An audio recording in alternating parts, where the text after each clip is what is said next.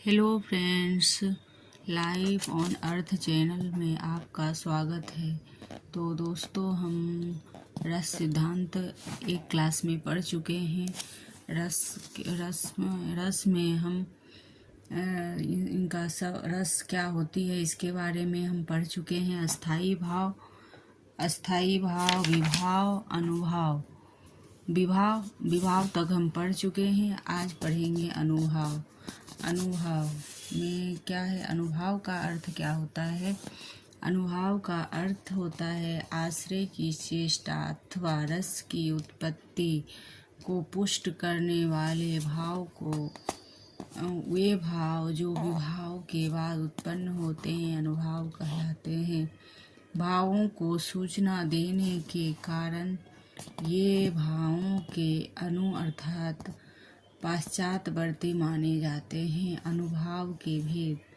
अनुभाव के मुख्य रूप से 4 भेद किए हैं: कायिक, मानसिक, आहार्य तथा सात्विक। इसका विवेचन इस प्रकार है। तो दोस्तों, अनुभाव के भेद में क्या आता है? मुख्य रूप से 4 भेद किए गए हैं: कायिक, मानसिक, आहार्य तथा सात्विक। तो इसका विवेचन हम इस प्रकार देख सकते हैं। कायिक अनुभाव क्या होती है? तो कायिक प्रायः शरीर की कृत्रिम चेष्टा को कायिक अनुभाव कहा जाता है। मानसिक अनुभाव मतलब उस शरीर से जो किया गया होता है उसको कृत्रिम चेष्टा उसे बोला जाता है। कायिक मानसिक अनुभाव में क्या होता है? मन में हर्ष, विषाद आदि उद्वेलन को मानसिक अनुभाव कहते हैं। जैसे कि मन के द्वारा जो होता है मन से। और साथ आहार्य अनुभाव में क्या है? मन के भावों के अनुसार अलग अलग प्रकार की कीर्ति की रचना, वेश रचना करने को आहार्य अनुभाव कहते हैं। आहार्य अनुभाव मन के अनुसार अलग अलग प्रकार की कृत्रिम वेश रचना करने को आहार्य अनुभाव कहते हैं। सात्विक अनुभाव। सात्विक अनुभाव में हेमचंद्र के अनुसार सत्य का अर्थ है प्राण। अस्थाई भाव की प्राण तक पहुंचकर सात्विक अनुभाव का रूप धारण कर लेते हैं तो दशा को प्राप्त होते हैं। दोस्तों, रस निष्पत्ति में क्या होता है? अनुभवों का महत्व है। अस्थाई भाव जागृत और उद्दीप्त होकर रस के द्वारा रस दशा को प्राप्त होते हैं। अनुभवों के इस बात का ज्ञान होता है कि आश्रय के हृदय में रस की व्युत्पत्ति होती है, निष्पत्ति हो रही है अथवा नहीं। इसके साथ अनुभवों का चित्रण काव्य को उत्कृष्टता प्रदान करता है। अस्थाई भाव संचारी अथवा व्यभिचारी भाव। संचारी भाव का अर्थ जो भाव अस्थाई भावों को अधिक पुष्ट करते हैं उन सहयोगी भावों को संचारी भाव कहा जाता है। अस्थाई भाव में क्या आता है? जो भाव अस्थाई भावों से अधिक पुष्ट करते हैं। तो भरत मुनि के अनुसार अस्थाई भाव स्पष्टीकरण करते हुए कहा है कि वे भाव हैं जो रसों में अनेक प्रकार के से विचरण करते हैं तथा रसों को पुष्ट कर आस्वादन के योग बनाते हैं। इस प्रकार समुद्र में लहरें उत्पन्न होती हैं और उसी में विलीन हो जाती हैं। तो उसी प्रकार अस्थाई भाव में अस्थाई भाव उत्पन्न और विलीन होते हैं। तो देखते हैं दोस्तों संचारी भाव के भेद। संचारी भाव में क्या होता है? पहले देखते हैं। जो भाव अस्थाई भावों को अधिक पुष्ट करते हैं उन सहयोगी भावों को संचारी भाव कहा जाता है। भरत मुनि ने संचारी भावों की स्पष्टीकरण करते हुए कहा है कि वे भाव हैं जो रसों में अनेक प्रकार से विचरण करते हैं तथा रसों को पुष्ट कर आस्वादन के योग बनाते हैं। जिस प्रकार समुद्र में लहरें उत्पन्न होती हैं उसी प्रकार विलीन हो जाती हैं। अस्थाई भाव संचारी भाव में विलीन करते हैं। अस्थाई भावों के भेद। आचार्यों ने संचारी भाव आचार्यों ने संचारी भावों को संख्या 33 निश्चित की है, जैसे कि निर्वेद, आवेग, दैन्य। संचारी भावों के भेद हैं ये, और ये श्रम, मद, जड़ता, उग्रता, मोह, विबोध, स्वप्न, अपस्मार, गर्व, मरण, आलस, अमरस। दोस्तों इसी प्रकार ऐसी डिटेल से पढ़ने पर ये एग्ज़ाम में आता है। डिटेल से पढ़ने पर ही अपने को एग्ज़ाम में पता चलेगा कि शब्द कहाँ से आया है। तो देखो, संचारी भाव का अर्थ है, संचारी भाव में ये भेद हैं, संचार, निर्वेद, श्रम। और फिर एग्ज़ाम में पूछ दिया जाता है कि निर्वेद किसका वेद है, तो संचारी भावों का, उग्रता, स्वप्न, अपस्मार, गर्व, विबोध, जड़ता, दैन्य। ये ध्यान रखना है कि किस में आता है, तो संचारी भाव में आता है। फिर देखते हैं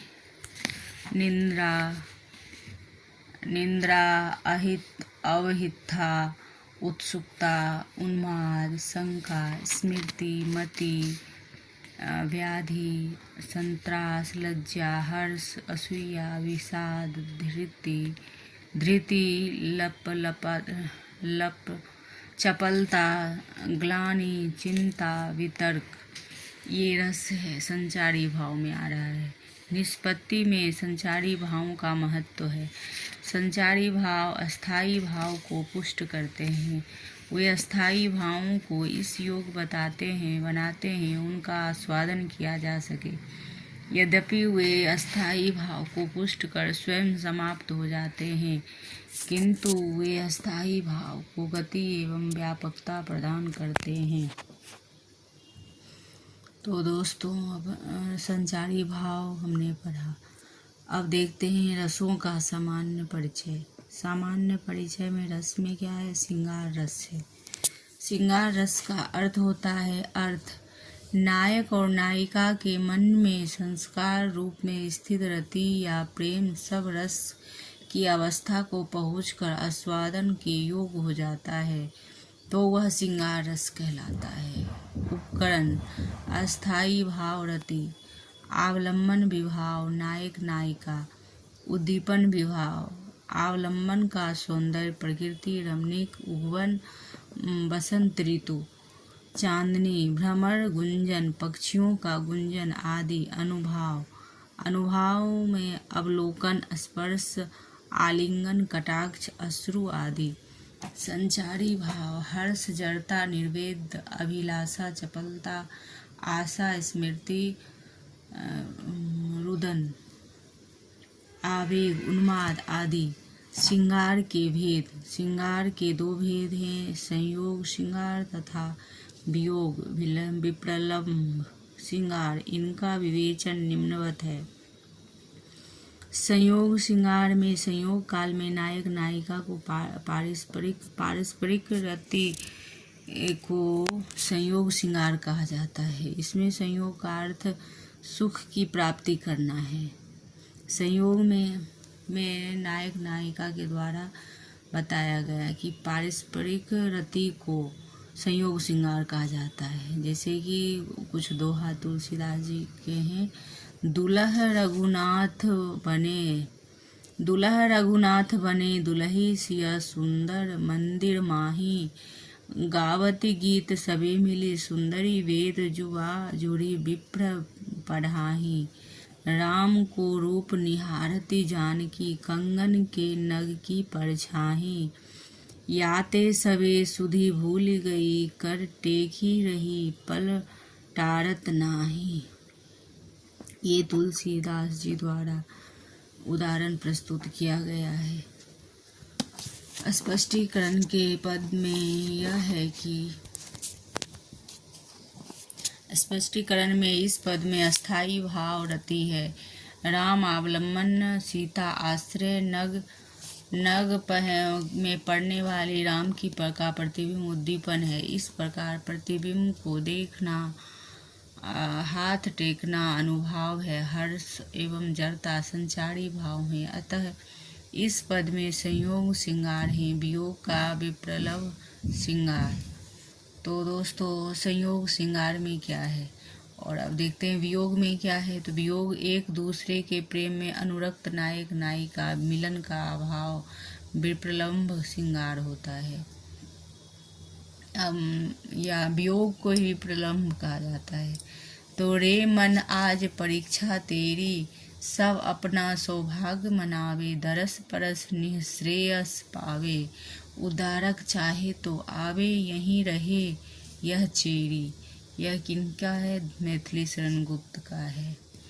तो इसमें स्पष्टीकरण क्या है? इसमें अस्थाई भाव रति है, यशोधरा अवलंबन है, उद्धारक गौतम के प्रति यह भाव है कि वे चाहे तो आवे, उद्दीपन विभाव है, मन को समझाना और उद्बोधन अनुभाव है। यशोधरा का प्रणयमान है तथा मति वितर्क है, अमरस संचारी भाव है। अतः इस छंद में विप्रलभ श्रृंगार है। करुण रस में क्या होता है? करुण रस में है अर्थ में बंधु विनाश, बंधु वियोग, द्रव्य नाश और प्रेमी के सदैव के लिए बिछुड़न से जाने के कारण रस उत्पन्न होता है। यद्यपि दुख का अनुभव वियोग श्रृंगार में भी होता है, किंतु वहाँ मिलने की आशा भी बंधी रहती है। अतएव जहाँ पर मिलने की आशा पूरी तरह समाप्त हो जाती है, वहाँ करुण रस होता है। तो उपकरण अस्थाई भाव शोक है और अवलंबन विभाव विनष्ट व्यक्ति अथवा वस्तु है, और उद्दीपन विभाव अवलंबन का दाह कर्म, इष्ट के गुण तथा उससे संबंधित वस्तुएं एवं इष्ट के चित्र का वर्णन है। अनुभाव भूमि पर गिरना, निश्वास, छाती पीटना, रुदन, प्रलाप, मूर्छा, देवनिंदा आदि है। और संचारी भाव में निर्वेद, मोह, अपस्मार, व्याधि, गलानी, स्मृति, श्रम, विषाद, जड़ता, दैन, उन्माद आदि हैं। उदाहरण देखते हैं। उदाहरण में है अभी तो मुकुट बंधा था माथ, हुए कल ही हल्दी के हाथ, खुले भी न थे लाज के बोल, खिले थे चुम्बन शून्य कपोल।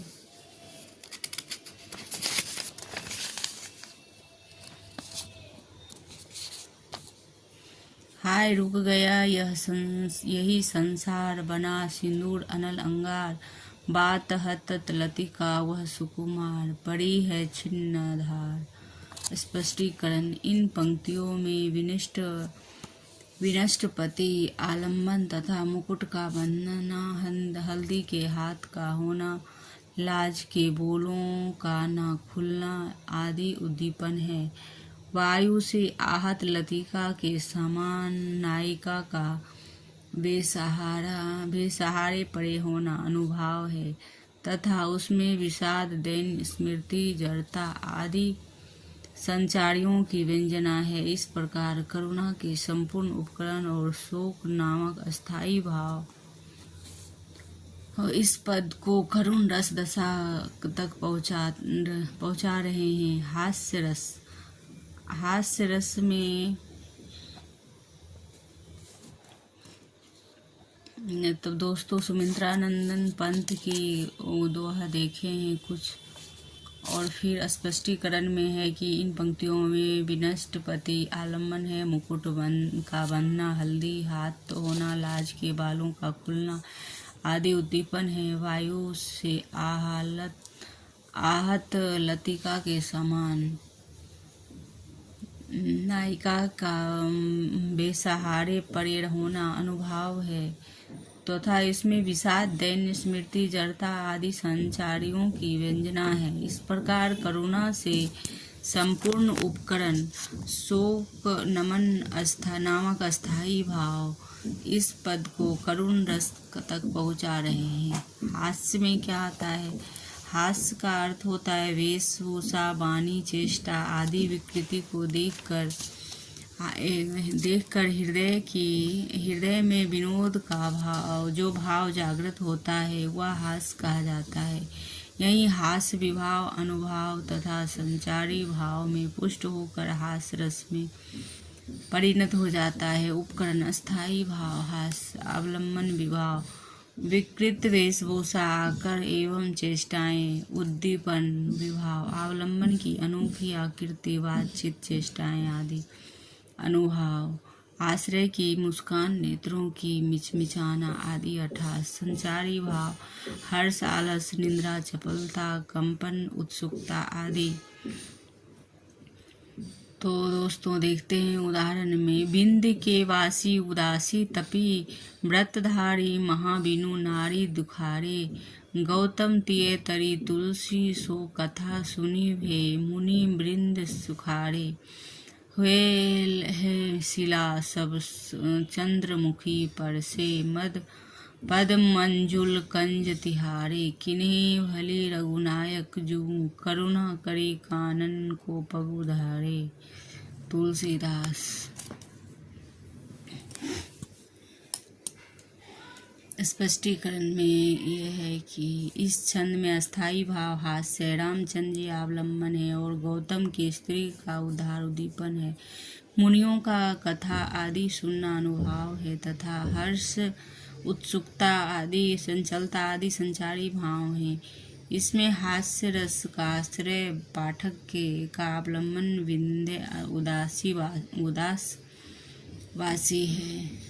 तो दोस्तों इस प्रकार हास्य रस को देखा कि क्या क्या आता है और इसी बीच में से एग्जाम में पूछे जाते हैं, तो फिर अपन कंफ्यूज हो जाते हैं कि कहाँ से क्या है। अवलंबन भाव में अवलंबन देखो अस्थाई भाव अवलंबन उद्दीपन अनुभाव संचारी भाव, ये 5 भाव हैं उपकरण में।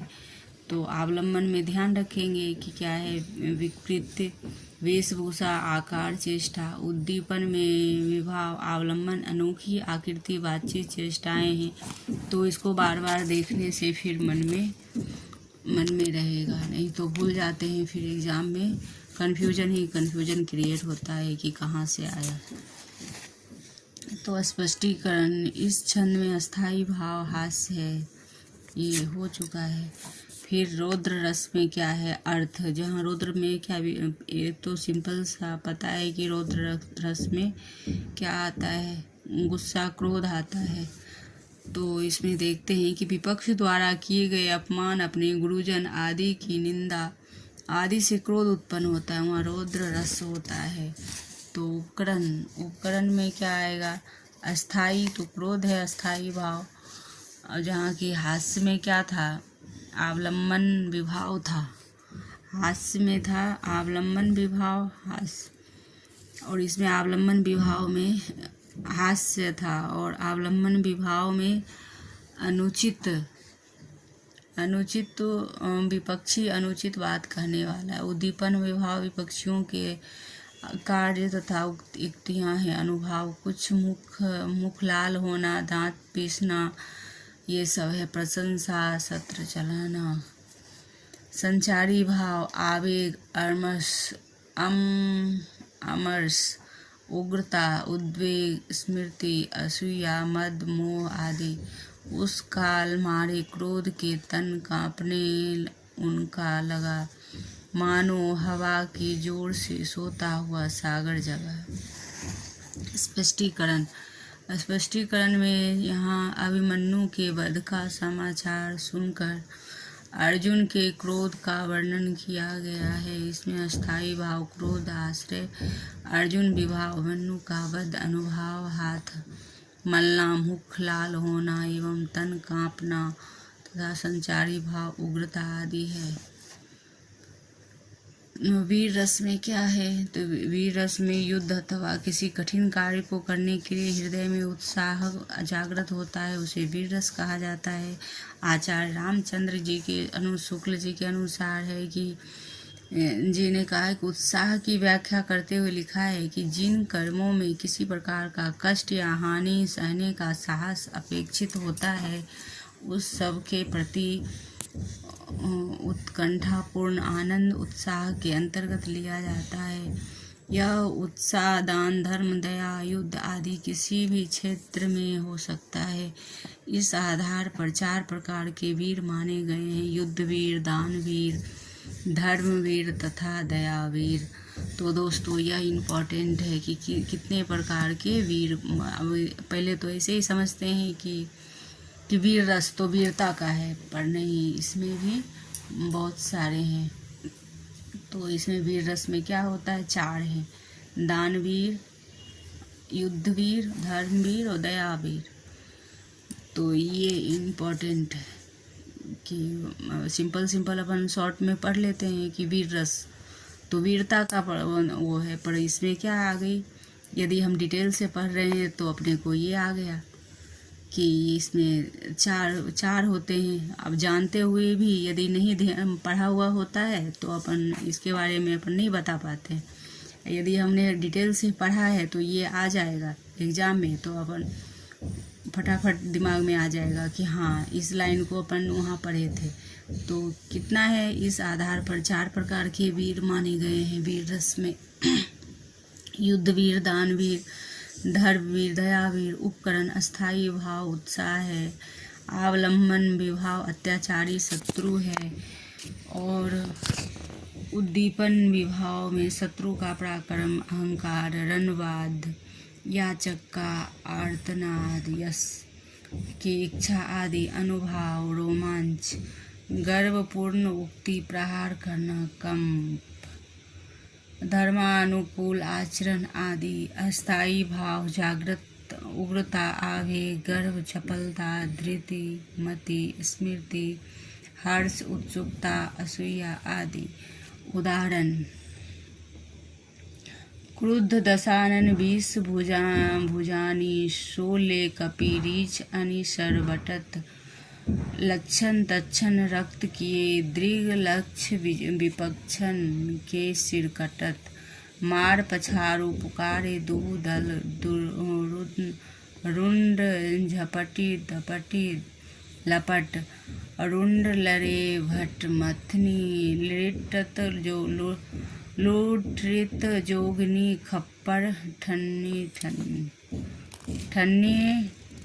ठट्ट।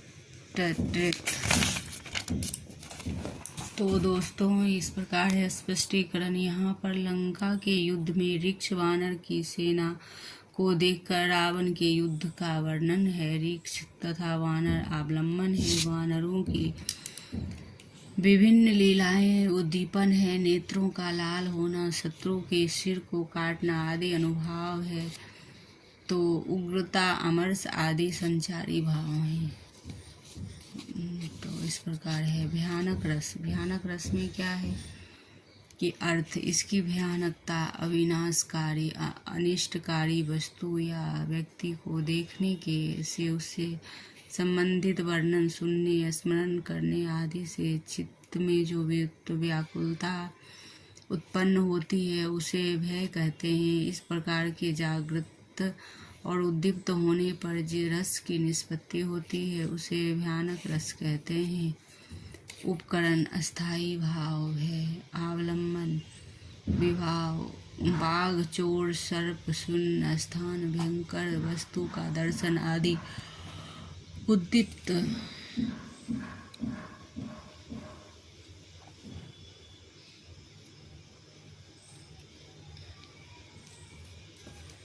उद्दीप्त विभाव में भयानक वस्तु, स्वयं भयंकर, स्वर आदि का डरावनापन एवं भयंकर चेष्टाएं हैं। अनुभाव कंपन, पसीना छूटना, मुख सूखना, चिंता होना, रोमांच, मूर्छा, पलायन, रुदन आदि। संचारी भाव दैन्य, संभ्रम, चिंता, सम्मोह, त्रास आदि। उदाहरण: एक ओर अजगरही लखी, एक ओर मृगराय, बिकल बटोही, बीचही परियो मूर्छा खाए। स्पष्टीकरण: यहाँ मार्ग में आने वाले बटोही का भय है। अस्थाई भाव है। अजगर एवं सिंह अवलंबन है। अजगर और सिंह को का दोनों ओर से गिरना उद्दीपन है। पथिक और विकल या मूर्छित हो जाना अनुभाव है। त्रासदेन है, भयंकर आदि संचारी भाव हैं। इस प्रकार इस दोहे में भयानक रस की पूर्ण सामग्री उत्पन्न विद्यमान है। तो दोस्तों हमने विस्तार पूर्वक पढ़ रहे हैं। तो अब इतना ही आज के क्लास में। फिर आगे विभत्स रस पढ़ेंगे।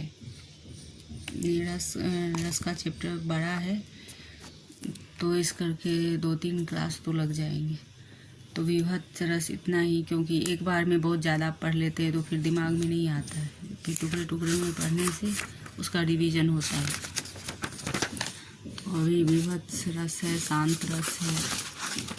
तो आगे के क्लास में फिर पढ़ेंगे। 3 क्लास तो लगी जाएगी। 2 क्लास हो गई और तीसरी क्लास आगे करेंगे। धन्यवाद दोस्तों। यदि वीडियो अच्छी लगे तो लाइक एवं सब्सक्राइब कीजिए। धन्यवाद।